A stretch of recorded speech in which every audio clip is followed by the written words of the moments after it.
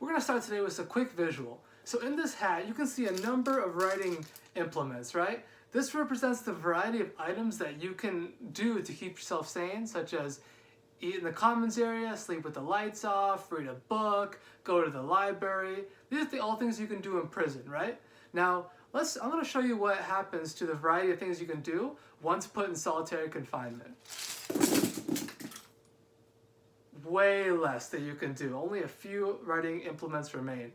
Now, the reason why I bring this up is that there was an article released by the U.S. Federal News Service on January 21st, 2017 that defines solitary confinement. It says that solitary confinement is 23 hours spent in a featureless cell with the lights on the entire time. And you can only do so much, as seen here, so little with your time. So, to put that in perspective, there are 80,000 prisoners who go through this horrible process each year, as shown by an article released on April 13th, 2016, published by the Daily Beast. So today I'm going to talk about the horrible effects of solitary confinement, its original purpose, and how we can put a stop to it.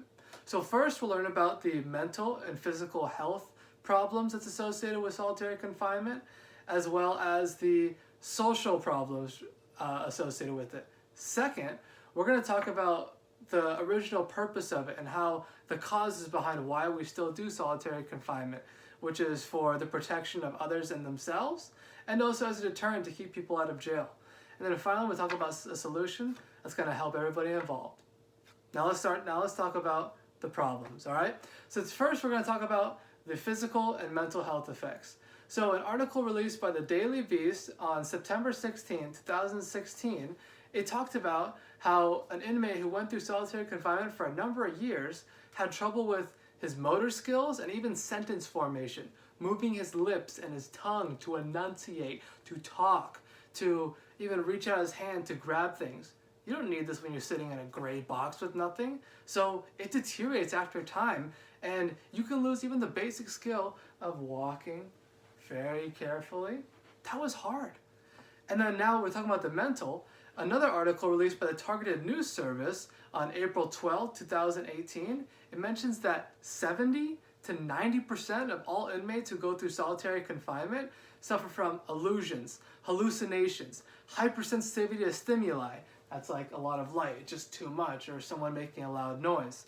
Paranoia, increased emotional destability, and a reduction in their sensory awareness of what they hear, taste, smell, everything. It's just all these mental effects from being locked in a box for years. Now, that makes sense, but these are very real problems just for a basic punishment system, and many of these offenses are minor. And then also, if the health problems aren't enough, it also affects the social life. So it was mentioned by someone who spent a number of years in solitary confinement, talked about on Psychology Today in their article released on February 27, 2019, that the inmate in question could not recognize faces.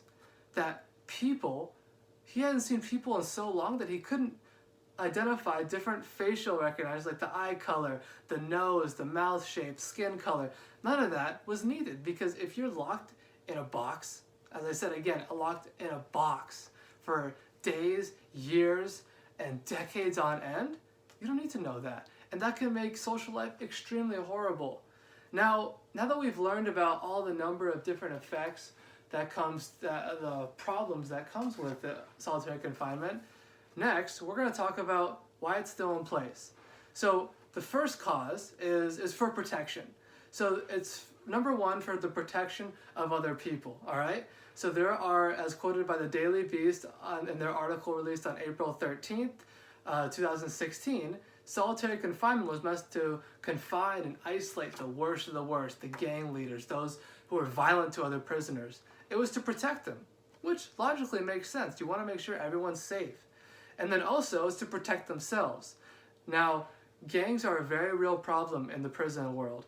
And so the only way to leave a gang, as mentioned by the Wall Street Journal on March 23rd, 2019, was either by death or removal from society. So by being solitarily confined, away from everybody, you could be safe from a gang.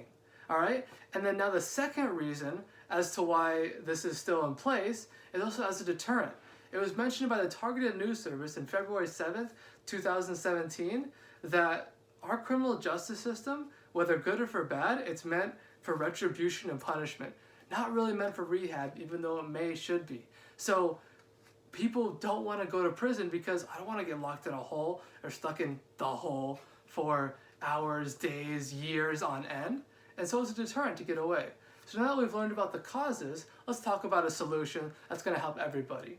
So on a large scale, what we're going to do is we're going to eliminate solitary confinement completely and implement what's called remote service tasks. This means that they'll be isolated from those who they're either hurting or they want to get away from, but they'll be putting their mind to the test doing, service work, volunteer work typically, so picking up trash, maybe repainting different doors. So it gives their life a meaning and a purpose to want to continue surviving, so that way their isolation isn't as punishable. They have a purpose to get up and say, I'm contributing to society, and that's going to start the rehabilitation process. Also, now that comes on like a large scale. Those are things that we want to implement eventually. But on a small scale, here's what you can do.